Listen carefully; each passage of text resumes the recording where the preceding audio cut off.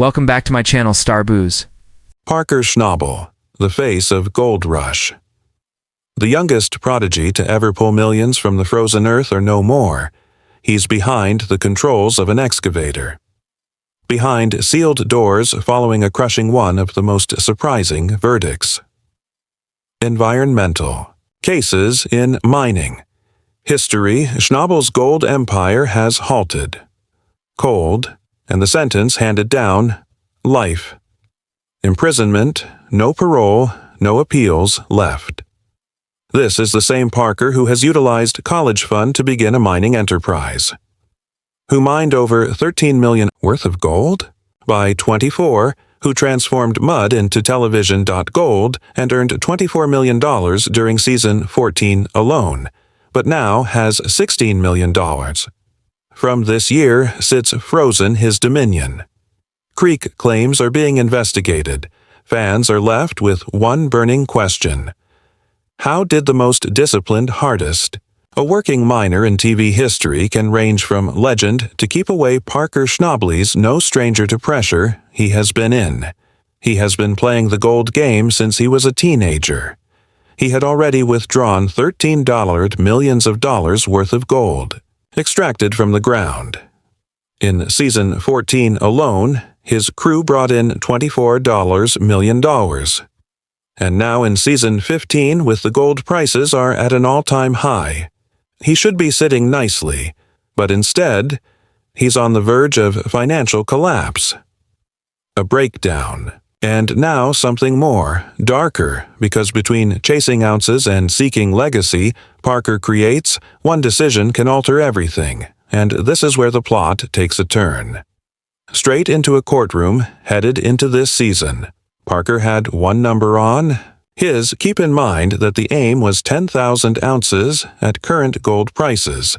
That's more than $26 million is big. But to get there he required more than just hard labor, significant volume, significant pay, no delays. That's when he did something that raised eyebrows, then raised fears. He spent $2.5 million to buy two massive claims for Gold Run and Sulphur Creek. These weren't just patches of dirt. They were historic. Some of the richest spots throughout the Klondike places that produced $1.5 billion of gold. Over the last century, they were also dangerous bare ground, unstable terrain. Parker did not have any known liabilities. Hesitating, he wanted a chance at greatness, was willing to throw everything. On the table to make the new claim work, Parker needed to move his largest wash. Plant Bob from Ken and Stewart's claims. The journey to Sulphur Creek was 25 miles long. He offered his longest try to date. The team has just 10 hours to make it happen. That is not only tight, but ridiculous. They nearly managed to pull it off. Tyson Lee hurried to fix the broken portions, pushed logistics, and Bob was finally. Things are up and running for a moment. Looked pretty good in just 4 days. Bob pulled in. 229.05. Worth $766,000. Add additional 6.201. From Roxanne's elbow cut Parker's squad surpassed the 6,000. There are 16 million ounces on the books, and just like that, the gamble seemed smart. However, behind the scenes the clock was ticking as they went deeper inside Dominion. Creek and Bridgecut have more concerns. Surfaced huge Red Parker's workhorse wash. The plant gave out after 12 seasons, or more. $53 million in gold for tension bars. Snapped, shutting down the entire enterprise. Down that factory brought in $34,300 ounces over time, and now it was gone with only Bob and Roxanne running. Parker's margin of error disappeared. I needed everything to be perfect, yet everything didn't go as planned. Television was already causing legal issues. In an effort to broaden his claims and extract every last ounce before the winter, Parker made quick deals with the ones he purchased. Neighboring claims under private contract that did not address environmental concerns. Review the steps and the time his team broke ground at Sulphur. creek questions. There were questions about permits, disruption of a protected river, about old fuel tanks hidden on the property queries that did not have. You most likely did not notice the clear responses. The first indicators of a delayed inspection, a discreet visit from government authorities. However, red flags were present, and as Parker pushed harder during operations, 47s carrying thousands of yards of gravel through protected areas that are red. Flags turned into subpoenas, which came. The true bombshell federal charges were filed charging Parker of willfulness. Environmental infractions, not minor ones, massive unlawful dredging disruption of nationally protected streams, carelessness in garbage disposal is all related back to the $2.5 million land transaction. When prosecutors went deeper, they discovered more lacking documentation permits, overrides, and, worse, fabricated. Inspection reports are signed by subcontractors supposedly under Parker's. Suddenly, there was no show. It was not about ounces anymore. Evidence. Prosecutors argued that Parker intentionally expanded his operation beyond legal restrictions to meet his 10,000 ounces. His goal of cutting corners was overlooked. Warnings and put the environment and public safety is at danger in court. The numbers were devastating. 68 recorded. More than $3.1 million in violations. Unauthorized site changes polluted soil near equipment zones. More than 8,000 gallons of hydraulic. Parker's defense did not account for the fluid. The team attempted to pull the emergency brake. They maintained that it was all a mistake. Subcontractors had dropped the ball. Missing permits were only paperwork. Delays that were not intended to be broken. However, when the emails were removed up in court, things became nasty. One thread earlier in the season revealed Parker pushing for nonstop output and telling his crew to ignore the agency. That message was not merely raise eyebrows, it kept coming up. It did it again and again. The courtroom became quieter than the case. Transferred. A former crew member who had stepped out midway through the season proceed with assertions that Parker knew. He was doing exactly what he had. I've been cautioned several times about incomplete paperwork and potential violations. He went on nevertheless. This was no longer a dispute over who was accountable. It was a full-blown. The spotlight is on a leader under pressure. Doing whatever it necessary to reach that 10,000-ounce aim, the repercussions were terrible. The charges stack up like pay dirt. Environmental misbehavior causes site harm. Faked inspection reports are reckless. There wasn't one excavation on government land. Mistake. It was a pattern. The pattern that prosecutors called blatant contempt for regulations. They added impediment to the list. Things shifted from serious to career. Ending the court did not hold it back. Parker's acts were found to have met the maximum degree of environmental devastation, triggering sentencing guidelines, which surprised everyone watching. But here's the twist. The headlines shouted. Scandal. The statement itself did not tell. Throughout the story, no one used the phrase. There were no major events in prison. Mugshot. No televised walk of humiliation. Instead, Parker disappeared from the rumors circulated quietly and discreetly under the spotlight. Some claimed he was negotiating restitution. Others stated he was in protective custody. But no one had any answers. Silence spoke louder than any of this. Parker Schnabel, Discovery Channel's golden boy, the kid who started mining. When he was a teenager and had drawn in more than $13 million worth of gold when he was 24, he led 8 spin-offs, including Gold Rush Parker's. Trail has brought in $24 million in season 14 alone, and now nothing. Not even Parker wasn't the bizarre part. He was the flamboyant kind, but he never lived like one. He did not own mansions or designer. Cars are actually at the height of. Despite his accomplishment, he admitted to sleeping on friend's couch in L.A. He didn't blow his. He wasted his money on status symbols instead. Hit on memory trips with his father, hunting weekends with his crew. World. Series tickets and Vegas trips were. It wasn't about the money. Loyalty and experience, that mindset came. To his beginnings, his great-grandfather carved a life apart from the Alaskan wilderness. Grandma joined him in 1937, and his dad still wakes up around 4:30 a.m. for work. Parker grew up with people who did not stop, who worked through suffering, who keep going. No matter how difficult the conditions were, what shaped him, and that's what caused his demise. It was heartbreaking to see him spend an entire summer working beside his grandfather.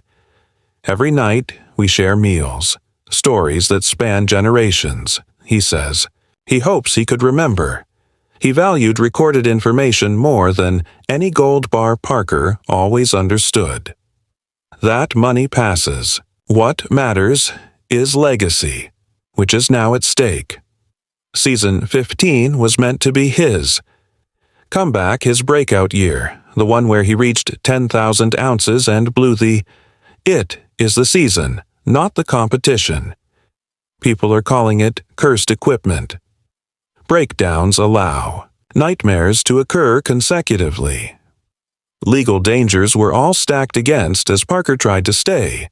Focuses on working harder, quicker, and smarter was not enough. The pressure caught up, something snapped. Nobody knows what. Following that, he earned $16 million. This season is caught up in legal review. The claims are on pause. The crew, some are scattered, while others are calm, are attempting to hold everything together without Parker in the center. Of Everything Feels Different, Dominion Creek was the Parker lost the largest bet he had ever made. Just lease the land as before. Buying it outright meant no monthly payments. There are no royalty payouts, but it also, that check suggested that he bore the entire risk. He signed a $15 million upfront deal. Payment, no returns, and that was only. To get began because the gold is at Dominion. It was not sitting on the surface. It was buried more than 40 feet deep. Reaching it would cost millions more for equipment. Fuel, labor, and time by the numbers Dominion holds appeared to be a great move. Approximately 80,000 ounces of gold at current market rates are approximately $2,000 per ounce is $160 million sitting in the dirt.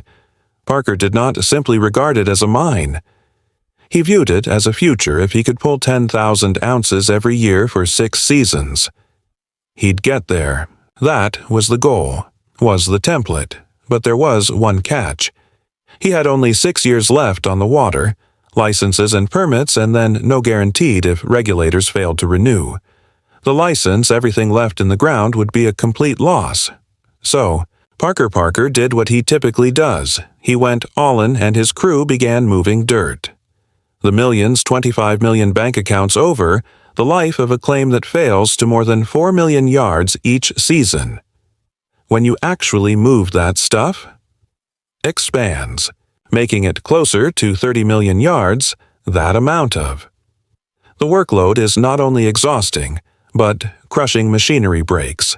Personnel wear down, schedules fall, but pressure doesn't. Falling on one person affects everyone. You felt it across the board. Tyson Lee, Mitch Blaschke, and his crew were under the gun every week because there was no lease. Thus, there were no safety nets. Every delay cost money, every ounce. They didn't recoup $1 Parker, would not get back, and for Parker's failure, wasn't a choice after that check. Not on that timeline, not when the entire operation depended on him staying ahead of the pace, 10,000 ounces each year. No exclusions. Let's rewind a little. Parker did not get here by being safe. From the moment he walked into the inn 2010, the focus was on Gold Rush, Alaska. He demonstrated he was sliced from a different fabric, whereas other minors Parker focused on purchasing trucks and toys. He had a ground strategy and staff by 24 brought approximately $13 million in gold per season. His haul reached $24 million, and the show followed him all the way to Klondike. He was from Oregon, Colorado, and Guyana. Workhorse, planner, and, most importantly, fighter. But in season 15, something shifting lordship was a significant changer. But was the pressure, Parker admitted, that the main fear was not the money, but losing his team, reducing and cutting the people who have been with him since the initially. He would rather lose money than lose them, which is precisely why he opted to grow big, not shrink or pivot. Not bail, he acquired more acreage and developed yacht operations. He even secured a royalty. Deal with metallic minerals. 4x exclusive rights to mine a 12-kilometer length of Australia Creek. The agreement alone comes with a $1 million minimum, yearly commitment, plus royalty payments. On every ounce pulled, not only did he having dominion to govern, he now had complete secondary sight under Little Flake Mining's umbrella. That's how fast. The crew grew as the scale increased. Parker described it as energetic and critical. He didn't want others near him, who couldn't take pressure if someone couldn't keep up. They were out. No excuses, no second chances, and with the long term. Potential as $200 million stake, the standard was higher than ever. However, things did not go as well since. The larger the operation became, the less. There was room for error. Every broken wash plant, every weather delay, ounce short of quota, it all added up. That's where the tension began. Parker is leaking into relationships. We didn't see much of Rick Ness that season. The two scarcely crossed paths in reality. Parker only met Rick in person twice. Over the summer, they had one important sit-down on camera about a challenging Rick faced a situation. But after that, they ran in separate lanes. The same was true for Tony Beets years ago. Parker and Tony clashed over everything allows ground royalties, but this time they kept a little space. Friendly mugs of coffee between scenes. Nothing more because Parker did not owe Tony anything anymore. He owned it. He held his permissions, but he wasn't. Cut royalty checks, which meant fewer battles, but less connection. The isolation comes at a cost. When the burden of dominion began, there wasn't much exterior space to mount. Support Parker was locked in, head down. Trying to keep up while he was still moving on with his public commitments, he wrapped up a significant deal. Metallic, he kept working on a 400-hole drill program. He even won the Robert E. Leckie Award in 2022 from the Yukon Government for Environmental Stewardship. Just 2 years before his procedures, under legal pressure, that's how quickly things can shift in the mining world for one season. You're winning prizes one day, and the next, Parker is being probed while off the clock. Remained low-key, nomadic, and grounded, he did not dwell in. He may party in private aircraft or homes. I remained on couches in Los Angeles for 1 week. He spends 1 week in Mexico and maybe the Bahamas. Kiteboarding, snowmobiling and spending during the winter, they ride snowbikes. Break down. He's not flamboyant, he's just wired to move to push, and perhaps that is part of the issue is that while everyone else was wondering how the 20-somethings might bring in $13 million by age, Parker was out there reinvesting it, risking doubling down on new ground, and not in some high-rise boardroom, but 40 feet underground near Dominion Creek, where one poor call might bury an. The full season by 2024 is projected to Parker at over $8 million. Others pushed it closer to $10 million. It wasn't what most people expected. For a guy who was the star of a top-rated Discovery Channel franchise. for more than a decade. He has not worn. He has watches that cost more than a car. He does not collect unusual cars. Most records show that they possess a residence, except Hannah's Alaska sits modestly. On private acreage beside a calm lake, 2,000 square feet, built in 2015 with a metal roof and wood frame, is not exactly Hollywood. What makes rumors became more alarming at one point. Rumors circulated that he purchased a Parker flatly disputed the $950,000 mansion. It stated that he was homeless, preferred sleeping on friends' couches. For the majority of individuals, this would not be plausible, but for Parker, it tracks. This is the same guy who spent his entire college fund to bet on himself back then. Most youngsters chose dorm rooms. He was deciding between rock formations. And purchasing permits for the $17 million bet on Dominion Creek. It was not his first time. Was simply the loudest, most public, and the riskiest that ground was not easy. Gold was 40 feet deep in frozen ground. He would need to shift 30 million tons of earth-bankyards of dirt over 6 years to make. It works at around 5 million yards per year after year, non-stop, not just on machines but on the people who operate them. Dominion wasn't a modest mine. It was a gold-hungry monster, and Parker was the only one as willing to tame it. Even gold prices reached historic highs, but he didn't slow down. He leveraged everything hired. A larger crew added more equipment, signed royalty agreements with metallic minerals. To mine Australia Creek pay advanced royalties and promising a one. He wasn't making $1 million annual labor commitment. He was not only mining gold, but also building a gold empire, and the job did not stop in Yukon. He traveled global Guyana, Papua New Guinea, Alaska, Australia, and Brazil Klondike to the jungle, glaciers to rainforests, while other crews where Parker was packing up for the winter. Halfway around the world, shooting Parker's journey uncovers gold, where few. Would you dare to run logistics languages? He didn't speak, braving bugs, mudslides, altitude sickness, etc., stood between him and another payout. I once felt unwell at 16,000 feet. The Andes, altitude sickness knocked him down. But despite everything, he kept going. The camera kept rolling. Gold Rush Parker's Trail. Streaming rights and merchandise deals, sponsors that. The $2,500 per episode income mounted up quickly.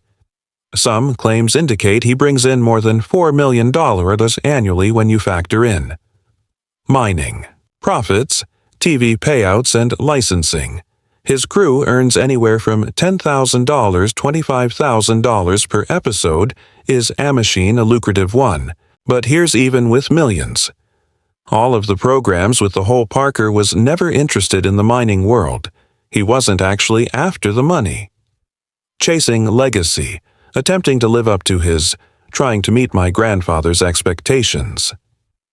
Defend his crew and strive to prove that somebody from a tiny town in Alaska could face the world's most cruel industry and win.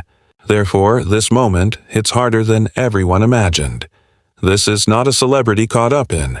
This is Parker Schnabel, the youngster, who grew up in dirt, the guy who never quit the man, who created an empire with a backhoe and a team of deards to see it all put on halt, including temporary shaking. Fans, investors, miners, and everyone. His $16 million haul from this season, frozen his claims in Dominion under legal investigation of his royalty website, quiets.